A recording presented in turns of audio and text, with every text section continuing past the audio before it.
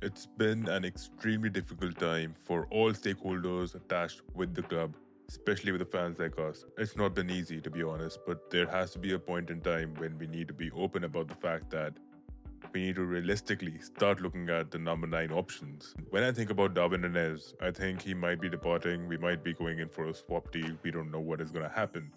As per speculative reports, there is a swap deal in the works with Chiesa, Darwin, and Osimhen. I don't know how is that going to work, but there are many strikers out there in the market with the likes of Isak, Etikite, who we are already linked with.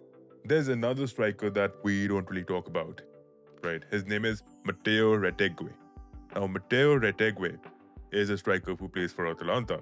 And I know that we already know a striker in the Premier League who just came from Atalanta, was banging goals left, right, and center for them, has tremendous hold up ability, is good on half turns. Yes, I'm talking about Rasmus Højlund. Now, don't get me wrong, that this player might turn out to be just like Rasmus, which is not true. I've been doing my research on this player, Mateo Retegui. Again, Retegui is a player who's an out and out striker. You can call him a poacher, quite good aerially too.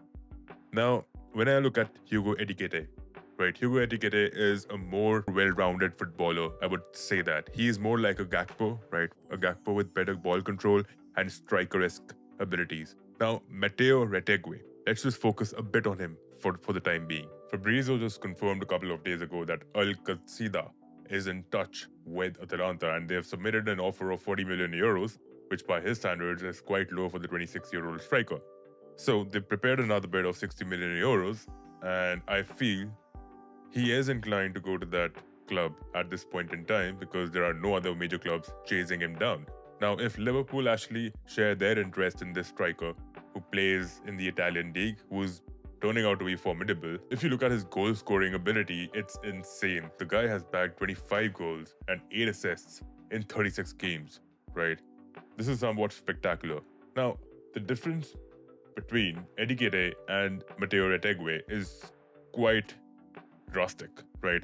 Now, like I mentioned, Etikite is a well-rounded footballer overall if you look at not just the number 9 aspect to it, but what we need is a striker. Now, Etikite outside the box has more progressive carries, has more progressive passes in a way because he does play in a very false 9 kind of role. In Atalanta, the system is slightly different. They expect the striker to receive more passes, more volume of passes, than to generate his own from a deeper position, which is why his progressive passes, progressive carries are way too low. In 56 percentile, 49 percentile, as per the charts shown above. The only disadvantage to this striker is going to be that he is not someone who likes to take on defenders, right? Unlike what Etikete has proven in the past and what Isak has done, they're very comfortable in taking on defenders, somewhat which is why I call them more complete footballers. But at the same time, if Liverpool are looking to go into for a cheaper option, I think Mateo Retegui is the man that we should be looking into. See, he is a proper poacher. The amount of touches per 90, 6.52 is in the top 94 percentile of that metric. Progressive passes received, like I mentioned, he is not someone who would like to get into that false 9 role. But at the same time, the work ethic is so diverse that he does get into those deeper positions to help the team out. And I'll show you in the heat map, in the touch map. Progressive passes received, 94 percentile, 8 per 90 is not bad when it comes to progressive passes. That means at least he's generating 4 to 5 chances or shot creating actions. Right, so as I was talking about this man, Mateo Retegui, look at the comparison chart with Hugo Etikite, right? Now, Etikite, of course, has better progressive passes, carries, successful take-ons, and touches. More touches because he plays in a more deeper position in that system, unlike what Atalanta follows, right? But this guy has a tendency of being more clinical. Mateo Retegui has an equivalent amount of goal shot creating actions and goals, non-penalty goals, as any other formidable striker in the market right now. Correct.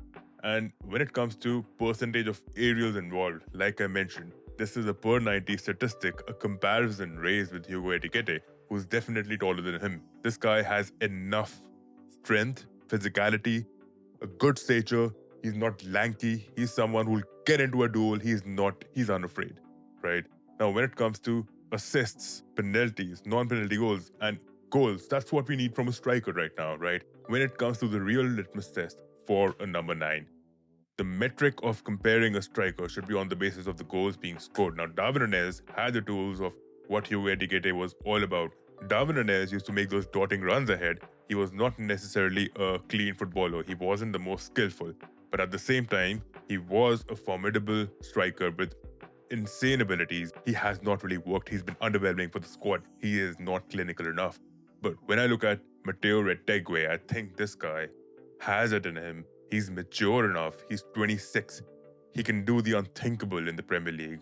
And trust me when I say this, I've seen strikers of varied qualities, but when you actually watch him play in that role, his IQ is of a top-notch strikers, especially those tap-ins that he has scored. He had to make those runs at least 25, 30 yards out. He had to make those runs. And they've used an out-and-out winger in those situations. For us, it'll be even easier if you have a Mohamed Salah or a Luis Diaz giving him passes at a shorter distance, right? This guy has extremely good tendencies of receiving a pass and touching the ball. If you look at the amount of touches, I'll show you the amount of touches this guy has. Now, look at the touch map of Mateo Retegui. Now, this guy is not afraid of emulating a false nine role, but at the same time, if you look at his touches inside the box, that's where we need a striker to be, right? And Darwin Núñez in our system has been unable to get into that box.